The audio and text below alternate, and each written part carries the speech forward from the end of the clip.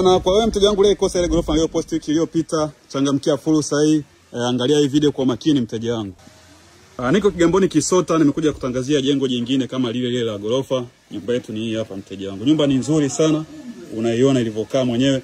Nyumba ina vyumba vitano, vyote ni master bedroom, na maanisha kwamba vyote vina choo ndani mteja wangu. Nyumba imesimama na imenyooka kama lula. Hii hapa. Mjengo wetu hapa, mjengo mzuri sana. Vyumba ni vitano. Kuna parking ya gari hapa. Nyumba ya kisasa sana tajiri. Juu kuna vyumba vitatu, chini kuna vyumba viwili. Juu kuna sebule na chini kuna sebule. Unaweza kaamua pumzike wapi unapojisikia kupumzika wewe mwenyewe. Ni Kigamboni Kisota kwa washua tajiri. Mtaa mzuri sana, mazingira mazuri sana. Nipigie simu chap chap kabla hujawaiwa. Nyumba iko mtaa mzuri sana, mtaa rafiki sana tajiri.